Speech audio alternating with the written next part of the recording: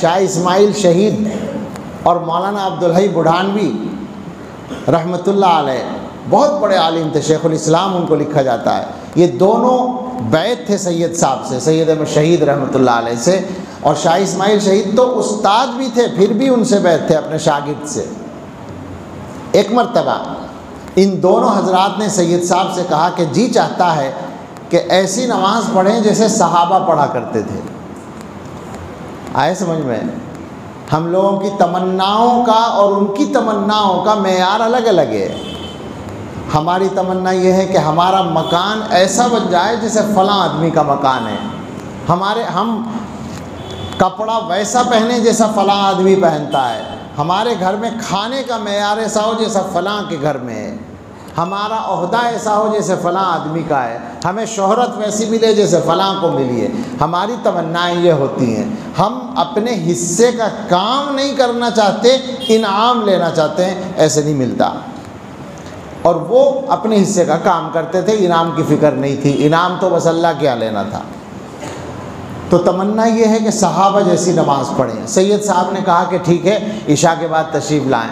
عشاء کے بعد بیٹھ گئے۔ حضرت نے کہا کہ ایسا کریں سنت کے مطابق، تو کرتے ہی تھے سنت کے مطابق، خشوع خضوع کے ساتھ وضو کر کے 2 رکعت نفل پڑھیے، اس طرح سے کہ اس میں صرف اللہ تعالیٰ کی طرف دھیان رہے۔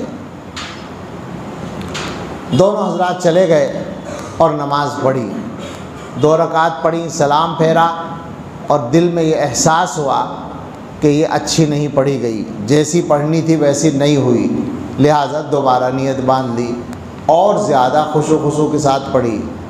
سلام پھیر کے پھر وہی احساس غالب ہوا، پھر نیت باندھ لی، پھر وہی احساس، پھر نیت باندھ لی۔ اس طرح نماز پڑھتے رہے یہاں تک کہ فجر کی اذان ہو گئی۔ مؤذن کی جیسے آواز آئی تو دونوں رونے لگے، استغفر اللہ، اللہ معاف فرمائے، ساری رات ہو گئی نماز پڑھتے ہوئے اور 2 رکعت ہم ڈھنگ کی نہیں پڑھ سکے، اللہ معاف فرمائے۔ اور یہ کہتے ہوئے سید صاحب کے پاس پہنچ گئے، وہیں تھے وہ، کہ حضرت ساری رات ہو گئی نماز پڑھتے ہوئے، اللہ معاف کرے، ہم سے تو ابھی تک 2 رکعت صحیح نہیں پڑھی گئی۔ حضرت نے کہا سید صاحب نے کہ ہو گئی صحابہ جیسی نماز۔ صحابہ کے بارے میں قرآن میں یہی تو ہے، کانوا قلیلا من اللیل ما یہجعون وبالاسحار ھم یستغفرون، رات کو کم سوتے تھے اور صبح کو استغفار کرتے تھے۔ یعنی صحابہ کا جو عمل ہے وہ یہ ہے کہ وہ عبادت کر کے استغفار کرتے تھے کہ ہم سے صحیح عبادت نہیں ہوئی، وہی آپ نے کر لیا، ساری رات عبادت کی اور اب اللہ سے معافی مانگ رہے ہیں۔ یہ ہے وہ کیفیت جو چاہیے۔